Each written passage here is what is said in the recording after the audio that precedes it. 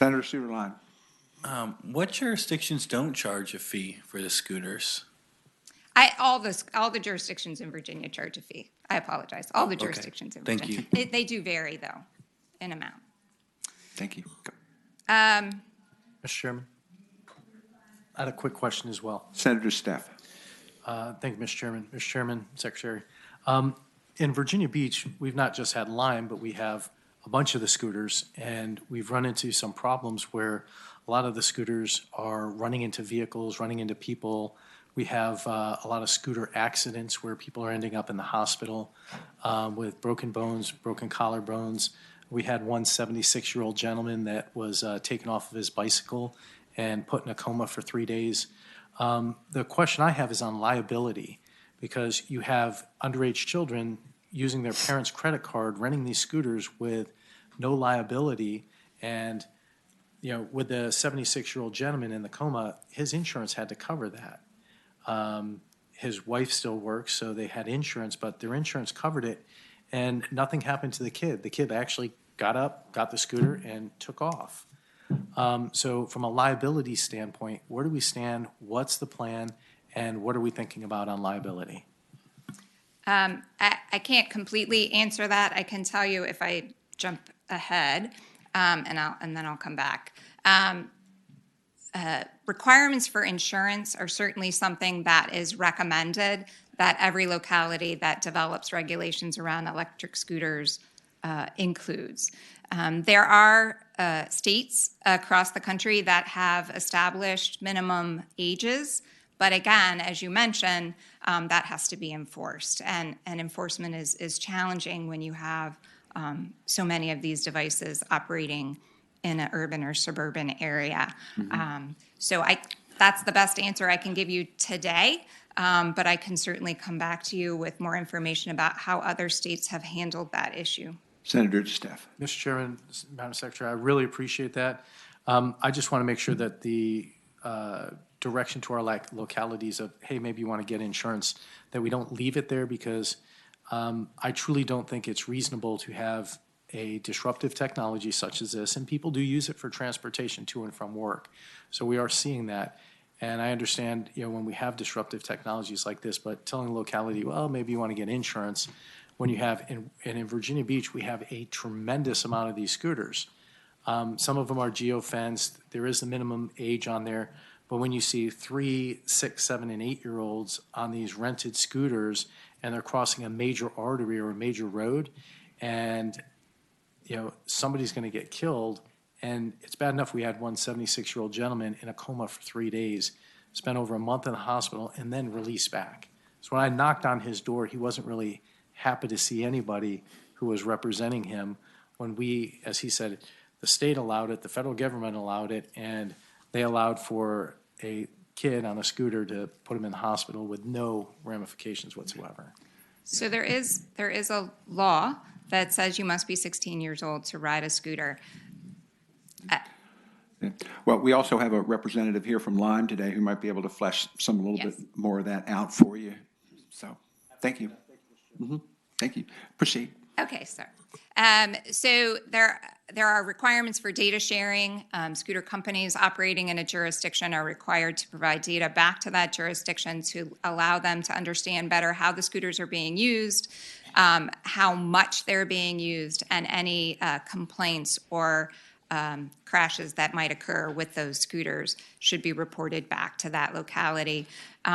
Penalties for improper operation, including parking. Improper parking is a huge concern for most localities. Obviously, if they're parked improperly, they can impede the mobility of others, particularly those with physical impairments who need those curb ramps that could be blocked by scooters that are left in the wrong place.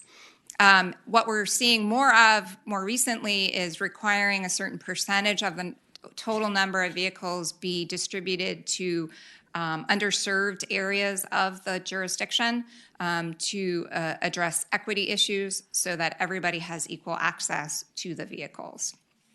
Safety is a primary concern. I will just share with you that there was a study done in 2018 in Austin that found an injury rate of 14 per 100,000 trips Almost half of those injuries were head injuries, and 15% of those were traumatic brain injuries.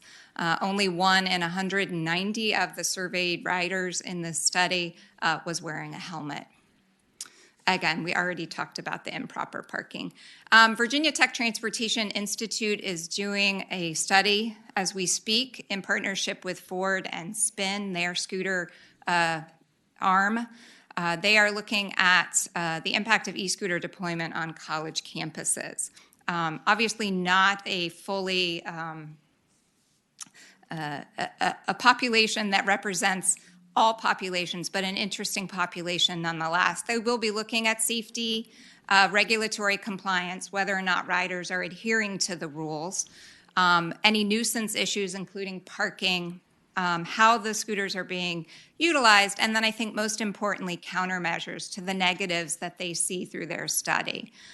They did do a couple of surveys that I just wanted to share with you. They did one before deployment and one month in. They have more planned, but it's really early in the study, so this is all I can share with you today. But interestingly, over 40% of survey respondents had a favorable opinion of e-scooters on a college campus before deployment. That number dropped to 25% 1 month in. I don't know what that means. There will be more information gathered. Mr. Chairman. I'm sorry, I Senator have one more Steph. quick question on the data from the accidents, if I may. Please. Thank you, Mr. Chairman, Madam Secretary. So in Virginia Beach, when we talk to our police department, because the electric scooters aren't considered an accident, so it's not a motor vehicle accident, they don't refer to it as that, so they're not tracking the accidents like that, and even in the emergency room is not tracking it that way. So when the statistics came up of only 14 out of 100,000, how are they collecting that information? Because we had an emergency room doctor who kind of tracked it when she was on duty, and that's the only reason we had just a kind of a glimpse of the impact or the amount of them. So how are they tracking it when we were providing our statistics that were representing Texas that only, I think it was 14 in 100,000? Yes, Chairman Marsden, Senator Steph, that's a great question. We do believe that those numbers are underreported. In Texas, they were doing that study with the National Institutes of Health, so they had access to some information that typically we would not have. But even so, any events that aren't reported or the injuries are not severe enough for someone to seek medical attention are likely to be missed. That's one of the great things about this Virginia Tech study. They are equipping 50 of the scooters with naturalistic data collection devices. So they have cameras and they can do speed and yaw, all the vehicle dynamic information. So we'll have much better statistics on exactly what's happening on these vehicles. Again, we have college students operating them, slightly different dynamic in the population there, but we do believe we're going to get some really good information about what actually is happening, how they're being ridden, what risky behaviors we're seeing, and what tends to lead to crashes. The second chart on this is the helmet usage. Again, when they were asked pre-deployment whether or not they would wear a helmet, 20%, only 20% said always. More disturbing is the fact that 1 month in, that number dropped to below 5%. And that's primarily because they don't have a helmet handy. And that's a problem with shared use mobility such as these electric scooters. If you have your own scooter, you might carry a helmet, but if you're picking one up along your trip somewhere, you're not as likely to do so. So we sort of already hit on this, where we need to go from here. I do believe that localities can learn a lot from each other. Those that have more experience with the electric scooters can certainly lend those lessons learned to their neighboring jurisdictions. But it really is important that we have a minimum level of guidance that we provide to localities in terms of what they should be looking for from service providers in their locality, including data sharing, limits on the number of devices. A local point of contact for issue resolution is really, really important. So many times the company is somewhere else and it takes time to resolve issues, penalties for improper operation. You can actually hold the company accountable if they're allowing underage riders, for example. Geographic boundaries or no ride zones. The technology is coming along to make that more feasible.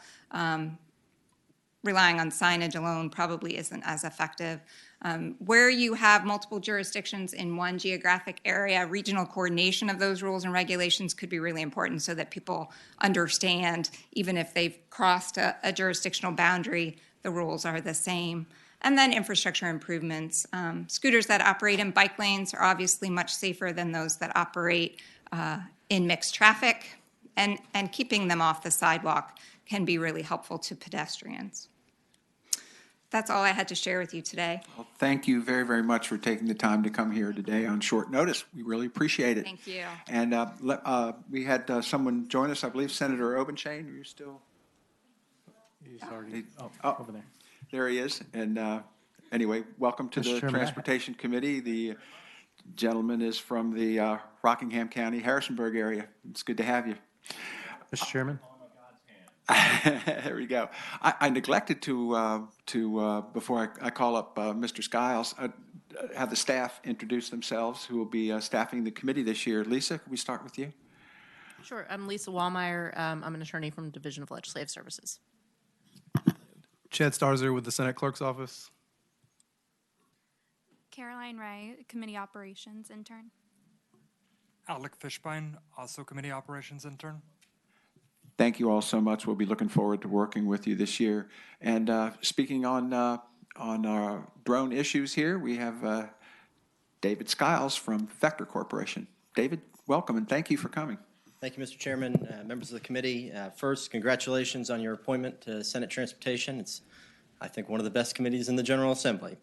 My name is David Skiles, and I'm a lobbyist with the Vector Corporation, and I'm here today representing DJI Global, which is the manufacturer of unmanned aircraft systems. DJI is a manufacturer of both commercial and consumer unmanned aircraft systems, and for the remainder of this presentation, I may switch back and forth between UAS and unmanned systems, but just so we're clear about what we're talking about, the colloquialism is usually drones. I think we as an industry try to avoid that term when possible, but that's what we're talking about. The chances are if you bought your son or daughter or grandchild an unmanned system this Christmas, you probably bought them a DJI product. DJI has about 70% of the market share when it comes to consumer UAS systems, and those are oftentimes deployed in a commercial capacity. And DJI has been very involved in UAS policy at the federal, state, and local levels.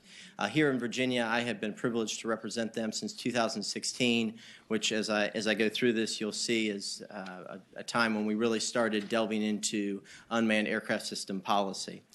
So Senator Marsden said I had all the time in the world, so 50 slides. Here we go. We'll start with just a little bit of background and definitions. I think the important takeaway on this slide is it all starts at the top. And what I mean by that is, unlike many other areas of transportation, the federal government really has exclusive sovereignty over the airspace. That decision has been codified in numerous FAA authorization acts. It's also been codified through several court decisions. Two that stand out would be Burbank v. Lockheed Martin in 1973, where a court overturned a local ordinance that was mandating airports restrict their hours of operation. The second would be Singer v. Newton, and I think that's a particularly relevant case because that dealt with unmanned aircraft system regulations at the local level. In short, a city in Massachusetts proposed an ordinance that banned flight times, had registration requirements, and included altitude limits, and a federal court overturned that as violating federal law. Notwithstanding the aforementioned, the FAA has granted some limited rights to states when it comes to regulating unmanned aircraft systems, and most of that deal with police powers. And so we talk about land use, zoning, trespass, and law enforcement operations. As you can see, there are a number of items listed there that the General Assembly has dealt with on each of those topics. But generally speaking, that's really the extent in which a state can regulate unmanned aircraft systems. Both federal regulations and the Virginia Code define UAS. It's a very similar definition that has been in place for a number of years, starting in 2013. We are at a very interesting time when it comes to unmanned aircraft system policy. Right now, the FAA is working on a number of rulemakings as it relates to H.R. 302, which passed Congress in 2018 and is known as the FAA Reauthorization Act. Generally speaking, we divide unmanned aircraft systems into two categories: recreational use and commercial use. Under recreational use, an operator must do several things. They need to register their unmanned aircraft system. They need to mark it with a registration number. They can only fly for recreational purposes, and they need to follow the guidelines of a community-based organization, which I'll get to shortly. An operator can only operate in line of sight, which means they have to physically see the device that they're operating, and they cannot fly above 400 feet in what is known as Class G airspace. As Senator Cosgrove knows, there's many classifications of airspace. Class G is one of the two uncontrolled airspaces, and that is where an unmanned aircraft system operator, when they're flying for recreational purposes, can operate their device. And the operator must also take the Know Before You Fly knowledge test. This test is still in development, but the FAA has said that it will be coming within the next 12 to 18 months, and that's essentially a test that would make sure that the operator understands the rules of the road, so to speak, when it comes to flying a UAS. Under commercial use, there's really two categories: your under 55-pound drones, which would adhere to a Part 107 regulation, and then over 55 pounds, which would need to get an exemption from the FAA through Section 347. Those are major commercial drone UAS platforms. So when you think about commercial delivery, oftentimes in disaster zones, you may see a communications provider actually put a mobile cell device, small cell, onto a UAS and throw it up in the sky to be able to provide cell phone coverage to an area that loses cell phone service because of a hurricane or other natural disaster. But that's a pretty small universe when it comes to the total amount of devices in the sky. And the FAA must review that application, then make a determination if a pilot or operator is indeed worthy of that classification. Moving on, talk a little bit about Virginia laws regarding unmanned systems. So we'll go back in time briefly. We'll start in 2013. That was the first year that we really saw a lot of legislation dealing with unmanned aircraft systems. And in that year, there was legislation by then Delegate Ben Klein that put a moratorium on the use of an unmanned aircraft system by a public body. I think there was a concern at the time that until we better understood this technology and how it operates, that we didn't want law enforcement or other public agencies using this to track individuals or violate any privacy. And so that statute did provide some exemptions to emergency situations and training exercises. In 2015, we saw language that removed the moratorium on the use for public bodies, defined the term unmanned aircraft system, and also spoke about the need for a search warrant, also providing some exceptions when it came to emergency situations, search and rescue, and research. This was the first time that we defined in statute what an unmanned aircraft system is. 2016 was where the rubber really met the road when it came to legislation. So I'm going to break this into two parts. The first was dealing with local regulation of unmanned aircraft systems. The second was dealing with privacy and trespass. The first being House Bill 412, which was carried by Delegate Kilgore, was actually a proposal by Governor McAuliffe. And this piece of legislation put a moratorium on local governments regulating unmanned aircraft systems. That bill did have a July 1, 2019 expiration date, but generally speaking, both the industry and I think many regulators thought at the time and still believe that we should have a uniform set of regulations when it comes to unmanned aircraft systems, that we did not want a patchwork of regulations that varied locality to locality, and most importantly, as we have seen in other states that did not put in these types of prohibitions, oftentimes local governments were passing ordinances that were then struck down by federal courts.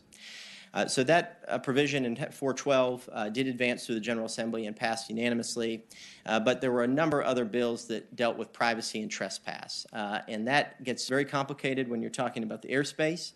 There's a lot of questions about what trespass is defined as when you're in the air, how that relates to FAA's clear guidance that we're not to regulate the airspace, and most importantly, as a homeowner, where does your home begin and where does it end? And so those bills were evaluated by the House Courts Committee. There was no consensus made, and they were referred to the Crime Commission for study. The Crime Commission did not take them up that year, but then Delegate Dave Albo sent those bills to the Boyd Graves Conference and asked them to undertake a review of the privacy legislation. The next year, 2017, we saw a series of bills that reintroduced that mirrored 2016 legislation. None of those bills passed, with the exception of one, which clarified that you could not use an unmanned aircraft system or really any electronic device to peep or spy.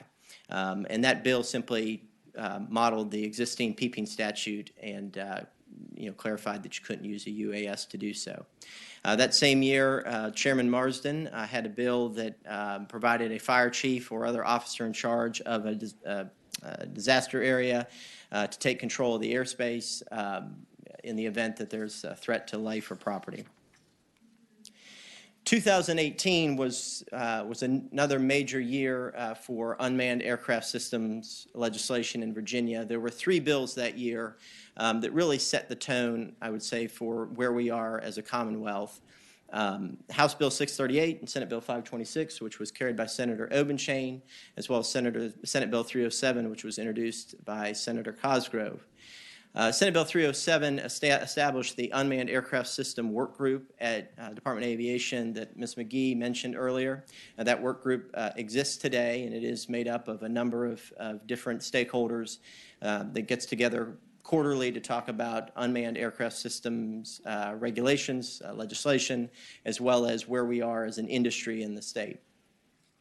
House Bill 638 and Senate Bill 526 did 2 main things. The first was it made permanent the prohibition on local regulation that Delegate Kilgore's bill had done several years before, but obviously removed the expiration date.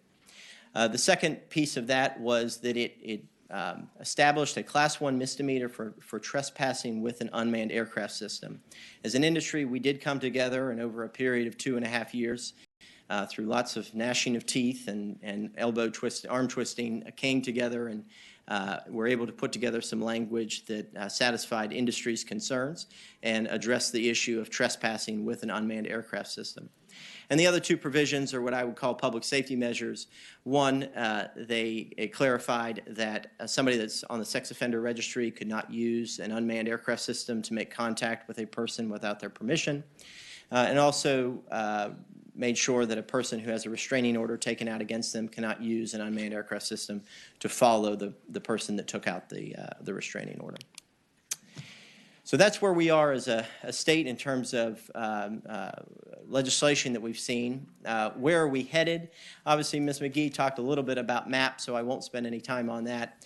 There's 3 things on this slide that I think are pretty exciting and should really help move the industry forward and address a lot of the concerns that you oftentimes hear from constituents when it comes to unmanned aircraft systems.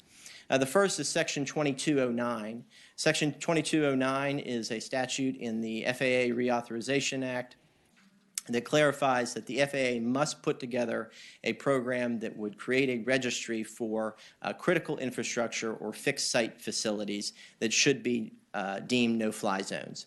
So most technology, and in fact all operators, must follow the air maps. Right now, as I'll talk about in a minute, many operators or many manufacturers put geofence technology into their systems, but generally speaking, it's up to the operator to obey the no-fly zones. 2209 would allow a fixed site facility or a critical infrastructure facility to apply for and be granted that exemption, and then those those no-fly zones would be loaded into air maps, and they would be they would need to be followed. So Section 2209 is a big provision that continues to be worked on by the FAA. It was delayed a bit, actually started in 2016 due to the change in presidential administrations, was delayed, and then in last year's Reauthorization Act, Congress made clear their desire to see some sort of application for critical infrastructure facilities. The other piece is remote ID. Remote ID is something that will allow the FAA and law enforcement to actually identify the systems in the air. Just last week, the FAA issued their proposed rulemaking, which is literally hundreds of pages, and comments are due by interested parties by 2 March. DJI has taken on the effort to create a industry-like remote ID for their technology, but long-term remote ID will be something that all operators will need to comply with. And as you can see, there's a period of time in which that final rulemaking is due. The total rollout for remote ID is 5 years after the final rulemaking is completed. And geofencing technology is something that is used in a number of technology platforms. DJI uses it on its unmanned aircraft systems. Simply allow a facility to label themselves a no-fly zone. For example, we have worked and continue to work with correctional facilities throughout the country to proactively go out and make those no-fly zones. So as an operator, if I were to go out to our local correction facility and try and operate my drone, it wouldn't do anything. It wouldn't even turn on. And then ADS-B, not to sound too technical, but is a broadcast technology that would allow DJI platforms or any UAS platform to communicate with helicopters and aircraft in the airspace. Real quick, just an example of geofencing technology. This is what it looks like, so you can see where those areas are geofenced. DJI has launched some interesting technology to address some of the concerns that we often hear about. We have automatic return to home. When the drone is distressed, it'll come back to where the operator is operating it from. Altitude limits, our platforms cannot go above 400 feet. Obstacle avoidance in the air, geofencing. DJI AirSense, which actually detects other vehicles in the airspace and tries to avoid them, and then Aeroscope, which is a precursor industry solution to remote ID. So just talking a little bit about what you all often hear, there's obviously the concerns that you get from constituents when it comes to somebody maybe operating their system near their home. I think obviously we hear those complaints from time to time. We continue to address that through technological solutions. But as state policymakers, it's important to know that the FAA continues to work on several rulemakings which will address those issues. But it is the FAA's opinion, as well as several federal courts, that again, states do not have the power to regulate the airspace, and any efforts to do so would actually have a pretty chilling effect on the industry as a whole, and would likely be struck down in a federal court. Protecting Virginia's status for UAS. Regardless of the complaints that you oftentimes get, Virginia is generally viewed as the #1 state for unmanned aircraft systems when it comes to its regulatory environment. And so, we continue to lean in on that and want to attract those types of businesses and commercial operations, research operations, R&D, and that's an important thing that lawmakers should consider when looking at any type of unmanned aircraft system policy. And then obviously we deal with this in a number of different areas, but technology continues to rapidly evolve, and lawmakers are oftentimes in the position of playing catch up. That's the nature of the beast, but we want to make sure that in an effort to do so that we don't step too far out there and stifle technologies that continues to grow and evolve. Mr. Chairman, to your right. Senator McPike. Mr. Chairman, I'd ask Mr. Skiles, sort of on the innovation side, we have autonomous vehicle scale at the passenger scale in Virginia that's covered under FAA. Can you tell us a little bit about the nexus? And I'm speaking of the facility in my district that has passenger scale flight vehicles with Boeing and Aurora Flight Sciences. So you're talking about autonomous actual passenger flights. Can you explain, because we're actually doing the innovation and engineering right here in Virginia, can you explain the nexus of where these code sections from FAA to that sort of technology interface? Mr. Chairman and Senator McPike, I can certainly do my best. I think when we talk about unmanned aircraft systems and some of the things that I have mentioned today, we're mostly talking about devices that do not and cannot onboard actual human beings. So when we talk about the types of, and if I understand your question correctly, the types of platforms that might be able to, in the future, transport passengers from short distances, those are governed under an entirely different section of FAA, and those obviously continue to be worked on. But I don't have too much information with respect to some of those types of platforms. Mr. Chairman, follow-up. Senator McPike. Just as a follow-up, it might be helpful, as things do evolve, that we keep in mind that whether it be passenger or other, these scale, not skiles, but scale, could also, deliver up to 500 pounds of goods, delivery services, and other things that are a little bit different scale than I think what we contemplate in some of our code sections as well. Even though we have two different classes, I think this is sort of a different scale of operation as well for consideration of the future. And maybe since we do have local businesses that are growing it, maybe have some follow-up from staff or others to figure out where this is evolving. Mr. Chairman, Senator McPike, I'll assume there was a "isn't that so" at the end of that, and I'll respond by saying you're absolutely right, and I think that's an important point when we think about the importance of maintaining or embracing the idea that the FAA has exclusive sovereignty over the airspace, and really trying to make sure that the statutes that we pass don't stifle or in any way harm the technology. So, point well taken. I think obviously this continues to evolve. FAA is looking at that separately from some of these other classifications of small UAS or mid-size UAS platforms. Just briefly, as I know the committee, I don't want to trespass on the committee's time, there are a few helpful resources that I want to mention to folks. The FAA has put out and continues to put out advisory announcements routinely.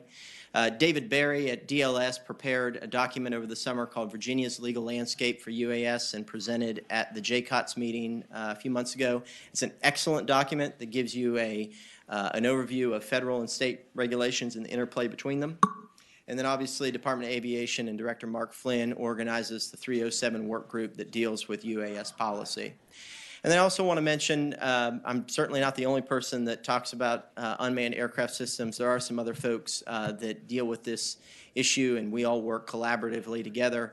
Patrick Cushing and Michelle Satterland representing the Unmanned Systems Association, Guy Rowling represents Google, Troy Murphy of NVTC, and Bud Oakey of the Virginia Aviation Business Alliance. And we all try to work together as an industry to review and evaluate policies as they could come forward and share our thoughts with you all. So I'm happy to answer any other questions, Mr. Chairman, but that completes my report. From the panel, any questions for David? Thank you, Mr. Chairman. Senator Favola. Is there a compilation somewhere of all the different uses governments have employed with these unarmed aircraft? I mean, it just is sort of a flavor of what they've been useful for. Mr. Chairman and Senator Favola, there certainly is, and I can get you that information. I believe the Commonwealth has put together some things. States, some states use, Departments of Transportation use them, but we can provide that list to you from a government usage perspective, and then where it's being used in the private sector as well. I think that might be useful, especially if you're expecting or desiring more of a regulatory framework. I would just like to know sort of what I'm dealing with. Mr. Chairman, Senator Favola, absolutely. I would respond and say I'm perfectly happy with the regulatory framework as it is today, and I think we in the industry think Virginia is in a very good spot. I don't know, and I guess we won't know for the next few days what the world looks like in terms of legislation, but we are evaluating bills that are being put in dealing with UAS issues and obviously sharing with folks our thoughts. But generally speaking, I think Virginia is in a very good place when it comes to what we have done here in the state, and would encourage you all to really think through that because we want to protect that status as a #1 state for unmanned systems. David, anyone else? David, thank you very much. Really appreciate your taking the time to put this together for us. It is one of these things where, at least I felt, we are probably a little bit behind in terms of our knowledge about things that have preceded us in previous years, bills that have been passed, and kind of where things are going. So it's really good to have this briefing, and I thank you very much. Appreciate the opportunity, Mr. Chairman. All right. Coming back down to earth here, we have Ryan O'Toole, who represents Lime, one of the scooter companies. And Ryan, welcome. Thank you. Fill us in on from the private sector's point of view, what's going on in the scooter industry. Well, that sounds great. Thank you again, Chairman Marsden, members of the committee. To introduce myself, my name is Ryan O'Toole. I'm here today as a lobbyist with Cozen O'Connor, representing Lime, which is the nation's largest shared mobility company and Virginia's largest shared mobility operator. I'll walk you through a little bit of an overview of the industry in general, how scooters work, Lime's approach in general and in Virginia specifically, and I'm happy to take questions throughout. So first off, to give a brief overview of Lime and where Lime operates in Virginia, Lime has been participating in pilot programs held at the local level for a little over a year and a half now. Two of the first pilots that were launched in the Commonwealth were in Arlington and Alexandria.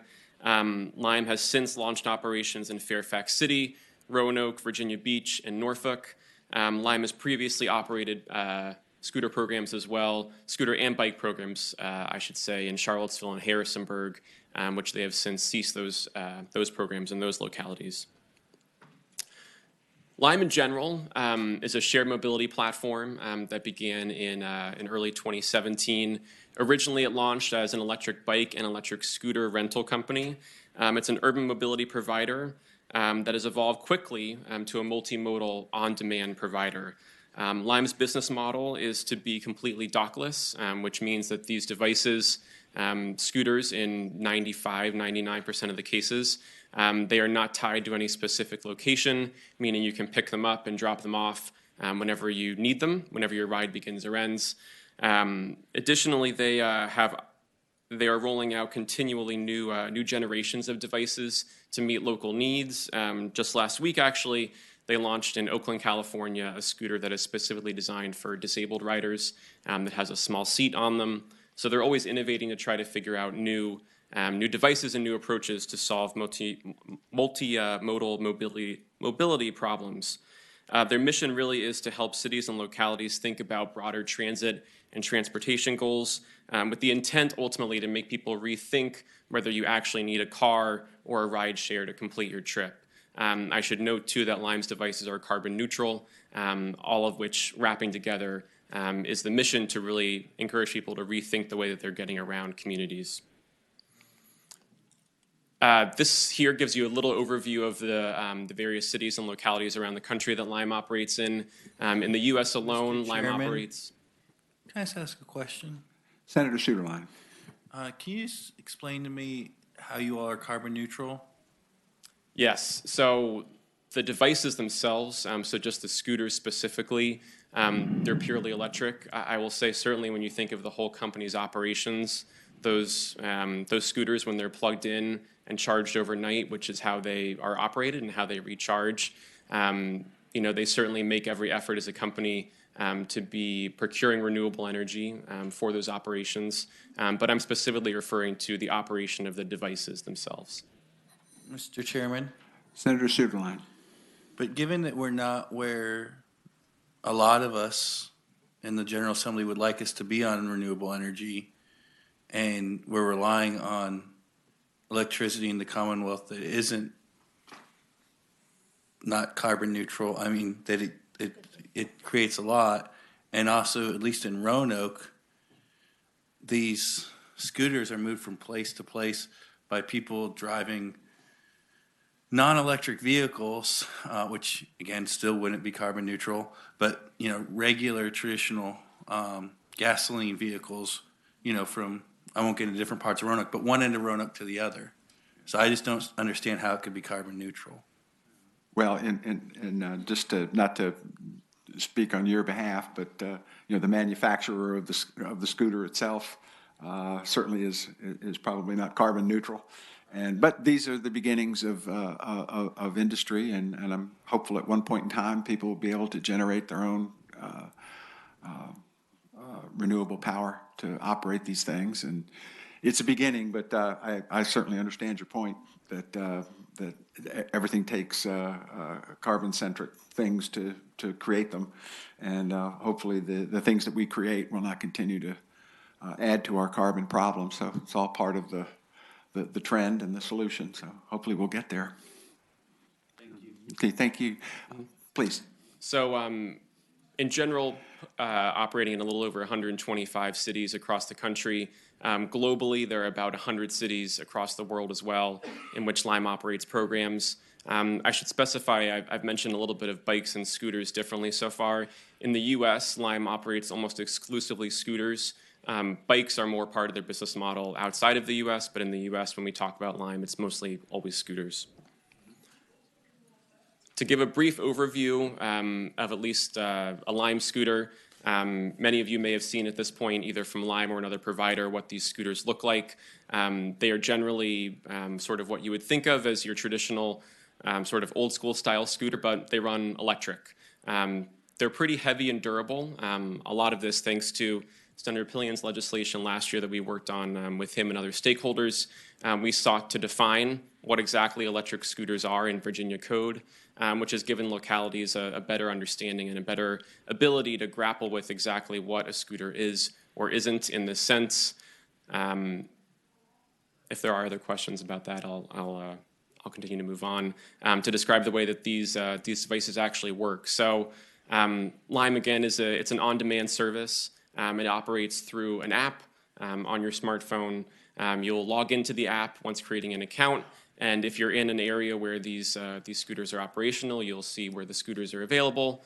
You can then go to the scooter, unlock it, and once you are actually unlocking a scooter, and if you're doing it for the first time, there's an in-app tutorial that takes you through, generally speaking, how to safely use these devices, local rules of the road, that sort of thing. Lime works with localities and in which it operates to send out in-app messages to riders frequently, so that if the locality, if local law enforcement, if the local Department of Transportation or Public Works want to send out a message to riders, then Lime will work with them to make that happen. Ryan, quick question. Would hands-free legislation, which is going to be coming up this year, it's happening. People are driving a scooter with one hand and looking at their phone or dialing a phone number or on the phone with another. Would it be covered under that, do you know? We certainly look forward to reviewing the legislation and evaluating its impact. We would also very much encourage riders to use both hands when they're operating their device. But that's an outstanding question. Yeah, if you could talk to the sponsors of those bills and perhaps encourage them to include scooters in the hands-free legislation that will be coming before us this year, that might be a worthwhile effort. It definitely will. Okay, go ahead. Geofencing, David mentioned this a little bit for UAS, and they're a major part of the business model for scooters as well. This is a critical part of how Lime and other shared mobility providers operate in conjunction with localities to figure out exactly where these devices should and shouldn't be. In pretty much all cases, the local government, the city or the county, is the one that determines which areas they would like to be geofenced. In terms of how the geofence operates, if you are riding your scooter and you enter an area that is geofenced, your scooter will pretty quickly, not immediately for safety reasons, but it'll pretty quickly slow to a crawl, about 2-3 miles an hour or so, so that you are aware that you are not in an area, or that you're in an area where you shouldn't be riding. Additionally, you cannot stop or start a ride in a geofence zone. So to go through a couple programs that Lime operates, in addition to just the sheer... One quick question. Senator Steph. I promise this will be my last for the day. That's okay, Senator So, and Staff. the secretary and I asked the same question of her, but in Virginia Beach, I mean, we've had these out there for a while. We have multiple that are franchised and multiple that are rogue, and we'll just use those, and I'm sure you're familiar with them. On verifying age, and I'm pretty concerned about this because we had a forum down there, and I sat there for 4.5 hours listening to every story you could ever imagine. But how are we verifying age? Because on a lot of the incidents, but you're not really recording them as incidents or accidents because you can't. It's not considered that. But how are we verifying age with it first, and then I'll have a follow-up to that. So I will say first off, Senator DeStef, to answer your question, Lime, I will say from everything that they can do from a corporate standpoint, their policy is that riders should be 18 or older in order to ride a Lime device. But to answer your question, when you sign up and create an account, it asks you if you are 18 or older to enter credit card information. We have discovered instances where, as you mentioned earlier, there might be people who are under 18 who are using their parents' information or incorrectly using that. We know Senator Spruill's introduced legislation this session to raise the state minimum age from 14 to 16. We will support that bill when that comes up. We think it's certainly an important issue to work with you all on. Mr. Chairman, just as a quick follow-up, I mean, when we serve alcohol, we make sure that they're 21 when they get that drink. On this, and I don't know if there's a solution. I'm just putting it out there. I don't know the solution. I'm just asking the question because what we're seeing down there is you're seeing a mom or dad pick it up, and then next thing you know, you're seeing 3 or 4 kids on there at the oceanfront on them, and it does significantly slow down. But I'm not sure if it's the Lime one or if it's the other one, but on one of them, they've already figured out a way to bypass the speed when you go into a geofenced area. They've already figured out how to stop that from happening. So they're going to the boardwalk, and the police are now having to chase them. It's kind of humorous that as soon as we figure out a way to slow something or stop something, these kids are very innovative and figure out a way to bypass it, as well as the age and everything else. And I don't know the solution. I don't know how you assign liability with things like that, how you handle stolen credit cards when somebody sets up an account on a stolen credit card, and there's just so many things on this. But I'm just hopeful that we can come up with a solution to where we have some kind of a liability, so when somebody does get injured on one of these, or more importantly, buy one of these, that there's a way that they can get at least their medical coverage handled without their insurance having to dole out tens or in some cases hundreds of thousands of dollars. Senator Steff, all those points you bring up are critical ones, and they're ones that Lime has an entire team of both internally engineers to try to figure out what they can do in-app, and externally folks who handle community affairs.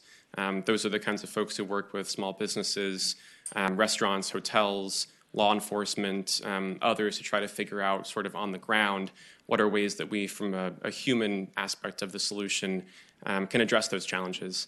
In general, Lime always believes that there should be a focus on the responsibility of the rider, because at the end of the day, we know that as a company, or even you all as legislators, that we can't control someone's bad actions or someone's bad behavior. We're looking to figure out ways to try to figure out how we can address that specific bad behavior and ensure that liability is on that rider who has broken either local or state code. And we certainly look forward to working with you all on that. Mr. Chairman, and thank you very much for your answer. I'd like to use that statement you just provided for the rest of the session on a whole bunch of other bills. Thank you very much. Thank you, Senator Staff. Okay. So to offer some perspective, a little bit less on the tech side, but one of the programs that Lime operates, which again underscores the ultimate goal of Lime, which is to offer affordable and accessible transit options to communities. Lime Access is a program that Lime operates in all localities and communities. Where Lime is present, it is a low-income access program, which allows folks to sign up either without a smartphone. You can sign up to get a code that allows you to unlock a scooter if you don't have a smartphone. Also, if you don't have a credit card, you can pay cash to, again, receive a code to unlock one of these scooters. Additionally, if you are on any sort of federal, state assistance and provide proof of that in-app, you can get a 50% discount on rides. A major part of how Lime operates and what we're seeing local governments increasingly do is set up equity provisions to their local ordinances, requiring these scooter vendors to deploy a certain amount of their fleet in underserved areas that may not have public transit or other options like that. Mr. Chairman, one last thing, and this is a suggestion, not a question, I swear, I promise. Senator DeStaff. I would suggest in the next pictures that you don't have children wearing helmets in the pictures when we're saying that you have to be 16 or under to ride on the scooters, because this would infer that this is truly what we do see in Virginia Beach. You see little kids this size and this age riding on there alone or riding on there 2 or 3 at a time like this. And I know that this isn't your intention in the picture, but at least in your pictures, I would have older, 16 or older people on there. But this is truly what we're seeing in Virginia Beach, the age of the young ones riding the scooters. Thank you, Senator DeStaff. Thank you, Senator. We'll certainly share that good feedback. To give a brief look into the labor force and how these companies operate, although they are not all the same, so at least to speak to Lime. Again, these devices do require human labor in order to deploy them at the beginning of the day and then to maintain the fleet throughout the day, to pick them up at the end of the night and then charge them overnight. They don't just exist in a vacuum. So in that perspective, in every locality where Lime operates, there is a full-time operations staff that, as Senator Suderline mentioned, they drive around, they respond to local concerns, law enforcement concerns. If one has fallen and is blocking a sidewalk and they need to pick it up, they'll respond to that as quickly as they're able. Just, again, maintaining the fleet throughout the day, responding and distributing scooters to areas of a locality where they might be more needed. If there's too many in one area, those sorts of things. In addition to full-time staff, Lime also does employ 1099 independent contractors. One of the industry jargon for this is juicers. So those are folks who, as 1099 workers, might sign up through the app to collect scooters themselves, charge them in their home, receive some extra dollars on the side, and then deploy them themselves, although they are not full-time employees of Lime. Has there been any thought, or has this been a rejected model to actually leave the scooters where they are in most cases and just replace the battery quickly? You know, an already charged battery. Is that part of the business model, or that's been determined not to be a good way to go? So I will say, and a little bit to Ms. McGee's point earlier, this is one of the biggest challenges of the shared mobility industry as a whole, is how to balance the need for human labor with the demand for these devices. The industry in general, this is not just Lime, but industry in general is trying to figure out, are there ways to safely make these devices autonomous so that they could potentially need less human labor? They could park themselves potentially, those sorts of questions. Those are way above my pay grade, certainly, but it is something that the industry, from a technology perspective, is working to explore. Okay. Question. Senator Favola. Thank you for your presentation. It's very interesting and helpful. Do you happen to have any model legislation, because it's the local governments that are actually going to be, if they haven't already, passed ordinances sort of explaining or dictating where the scooters can be parked and the management of the scooters, and hopefully training so people know that, you know, you follow the rules of the road, all of that. That's under the local ordinance rubric. And I not frequently, but periodically get constituent complaints. Somebody left a scooter, you know, across my sidewalk. And these are businesses who want people to come and do retail work, at that place of business. So are you working with local governments to, because I would think if they could identify drop-off and pickup places for the scooters, and you could identify numerous ones, wouldn't that help somewhat? Yeah, so Senator Favola, thank you for the question. Lime definitely works with all local governments in Virginia where they operate. So working last year with Senator Pillion and other stakeholders in the industry, we've again agreed on this definition, which really seeks to narrow the definition to ensure that people don't think it's a bike, they don't think it's a scooter that you would push with no electricity, they don't think it's something that's 100 pounds or more. These are pretty narrowly defined now in Virginia code, which we certainly hope from our friends in local government that this is proving helpful to them. A bit of a preview of where we see things going in 2020, both in Virginia and around the country. Again, we've seen a slew already of legislation introduced by folks in both the Senate and the House to address some scooter issues. We look forward to working with you all to stay engaged on these issues. As a general industry, there's not a lot that we're pushing at the state level because, as you all have said and seen in a lot of your localities, local control is really the way that we feel is the most appropriate way for these devices to be regulated moving forward. Again, to Senator DeSteff's points earlier, and certainly something that Lyme remains focused on, is trying to figure out what is the best way for us to ensure that when we do see bad behavior, either from unsafe behavior or things of that nature, that we're focusing on the individual rider and ensuring that liability remains on the rider and figuring out the best way to do that.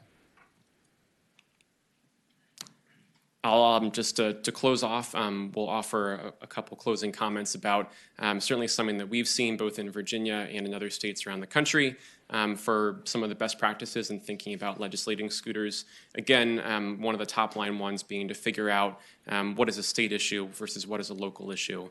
In Virginia, we've seen great success working with city councils and boards of supervisors around the Commonwealth to figure out the best way at the local level to figure out a lot of these questions. Localities across Virginia that have launched programs on scooters have shared a lot of their own best practices with each other, which seems to be working well.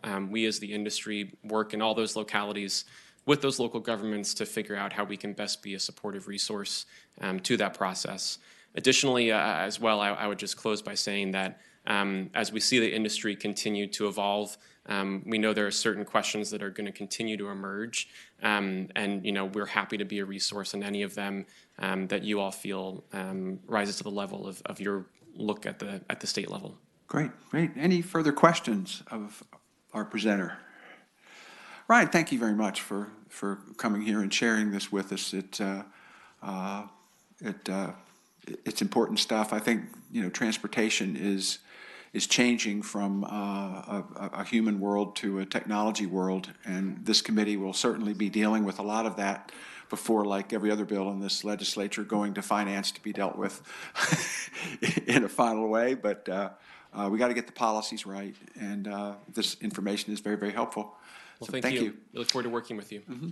And if I could, if anyone from VML is here, Mr. Smiley, Mr. Lurch, to make any comments you'd like to make on what your experience has been, what's the feedback you're getting from around the Commonwealth, I'd welcome you up to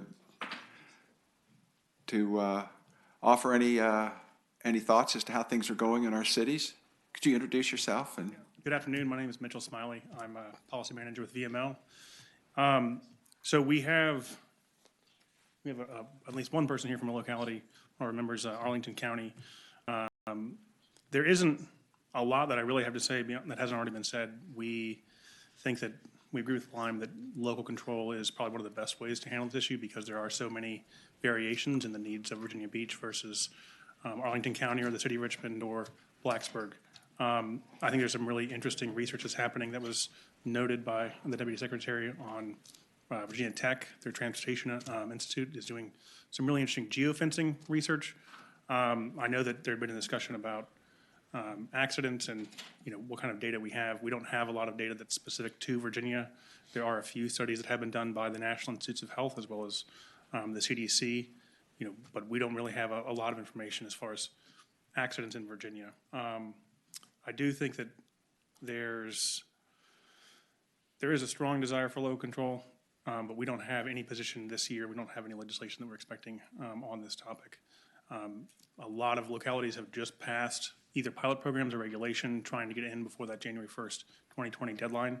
So even in certain jurisdictions where maybe they don't have scooters yet, they pass regulations in anticipation of there being scooters deployed at some point in the future.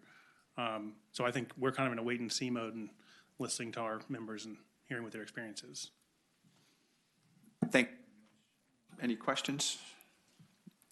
Thank you, Mr. Smiley. Thank you all. Thanks to all our presenters today for sharing this information with us. I think you're going to, as I said, see the Transportation Committee shift more towards a technological focus. I've just been, I spent some time with a video recently that makes a prediction that will be by 2030. It's pretty well documented and pretty compelling that by 2030 we'll be 90% shared vehicle electric. Car ownership will change. We'll be launching into a brave new world, and this is kind of the intro 101 to those things. But there are a number of things that all of a sudden pop up. I know in California, where they're trying to fight wildfires, they had to call off helicopters from dumping water on certain fires because of the interference of drones. Parents are going to be concerned about their kids and the whole injury fact with scooters. And, voters and constituents of ours are going to hold us accountable for, did you know this was going on? Did you anticipate this? And part of this, as you know, in all government is kind of learn as you go. But to the extent that we can get ahead of some of these problems and interface with all of you to make sure that we head things off at the pass as opposed to just reacting to negative things that happen as a result of these technologies, because so much good is going to come from them. But there are always the downsides to everything. I can imagine 100 years ago, people sitting around talking about why do we need stop signs and what kind of problems are they going to create. So we've come a long way, and I appreciate everyone being here today. We'll have our regular committee meetings in transportation on Thursdays from now on. That's a shift from last year where we did Wednesdays. We'll hold our docketing meeting on Monday mornings at 9:30, and agencies will be able to attend a 10 o'clock meeting after the briefing to fill the state agencies, VDOT, state police, DMV, on some of those docketing decisions to get their feedback prior to the Thursday meetings. But unless there are any other comments, the committee will rise. Thank you.